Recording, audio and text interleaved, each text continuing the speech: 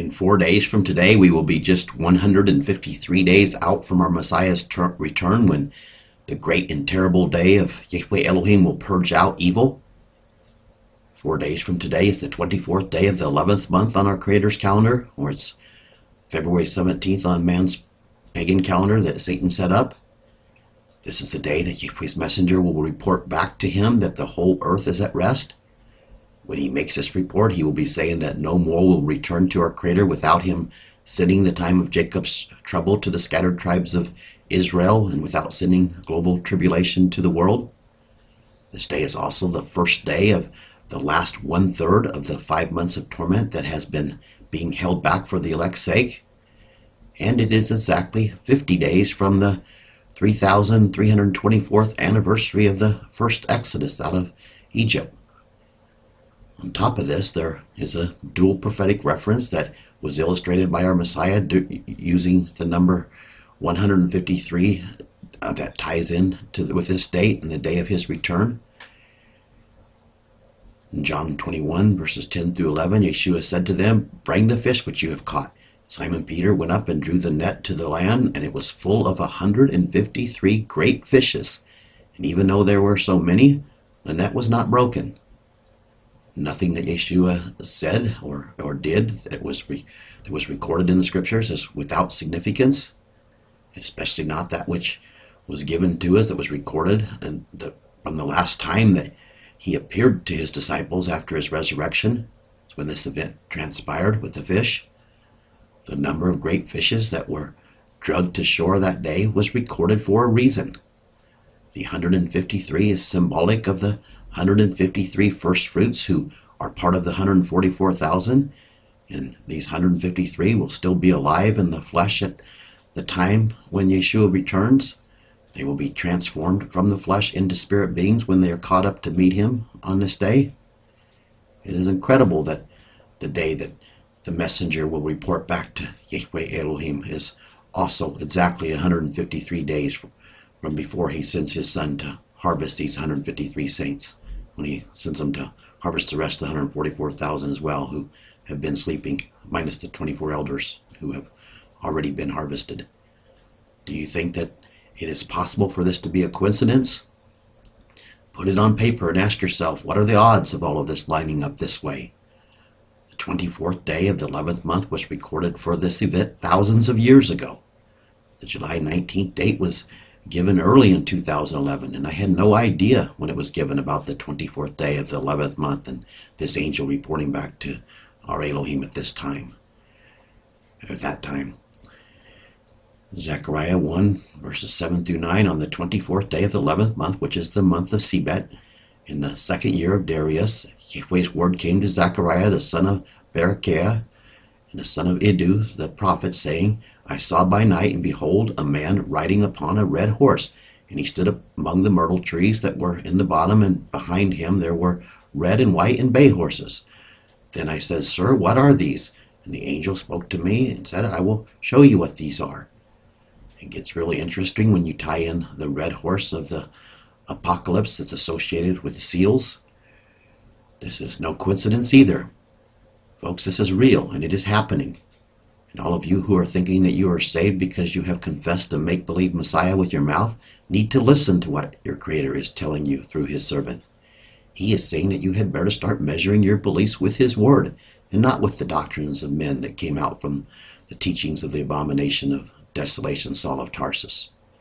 He is telling you to repent and to turn to his Torah because his kingdom is at hand. He told us who his chosen are. They are those who do his commandments and have the same belief as his son has. His son believes his word, and he became it. He told us to follow him in order to do the same. If you do not believe that you must obey our Elohim statutes and judgments and ordinances and precepts that are found in his Torah, I am telling you on his authority that you are deceived, and you are of your father the devil. He is your father because Yahweh Elohim's word has no place in your stiff-necked, uncircumcised hearts.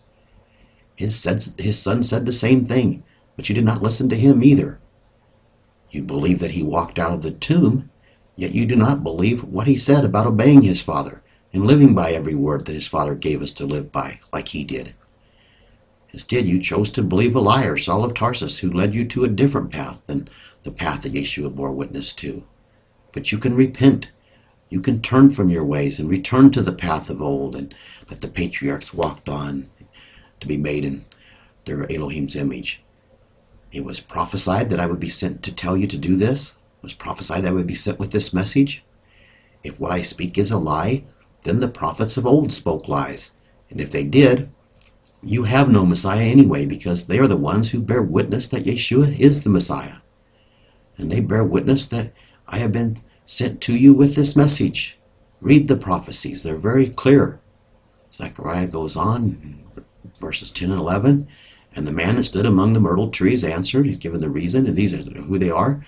These are they whom Yahweh has sent to walk to and fro through the earth. And they answered Yahweh's angel that stood among the myrtle trees and said, we have walked to and fro through the earth, and behold, all of the earth sets quiet, or all of the earth sets at rest. The seven spirits were sent out to the whole world on June 12th of 2011 when the sixth trumpet began to blow. And on this day, the four messengers were let loose out of the great river Euphrates to prepare the world for war.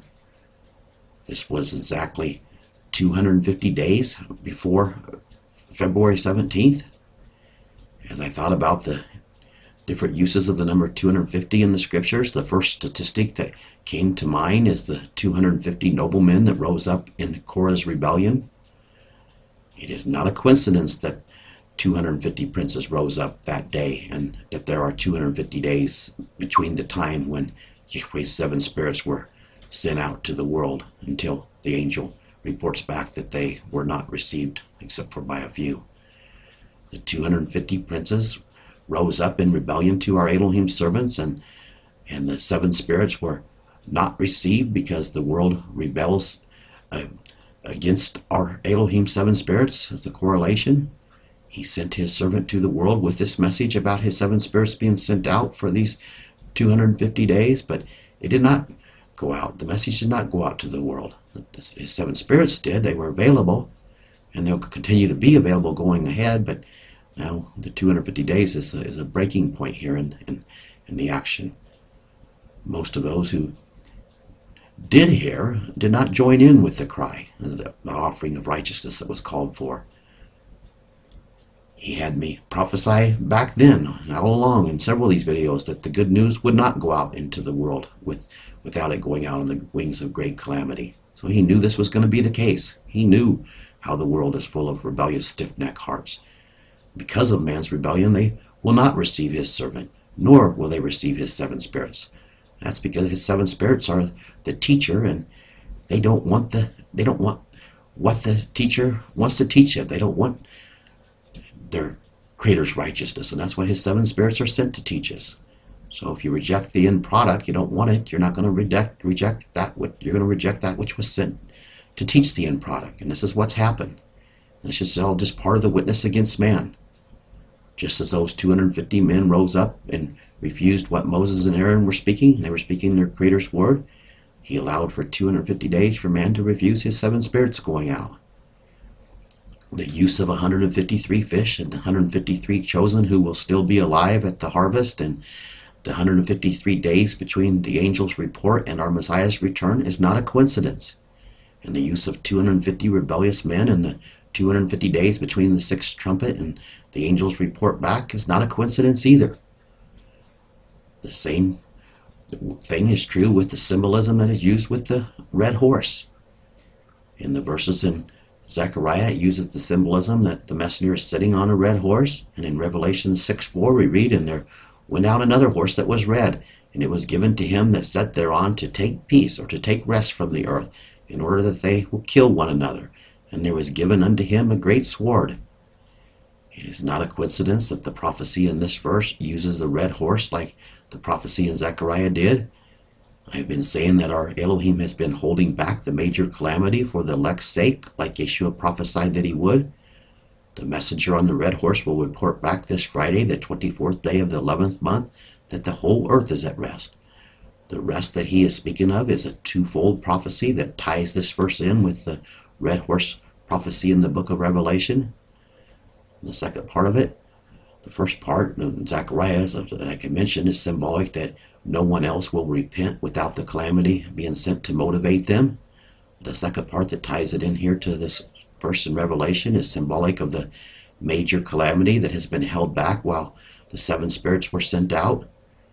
The key thing to catch in how this is unfolding is when the sixth trumpet began to sound and the seven spirits were sent out on June 12th of last year, that the four messengers were also let loose out of the river Euphrates to prepare for war.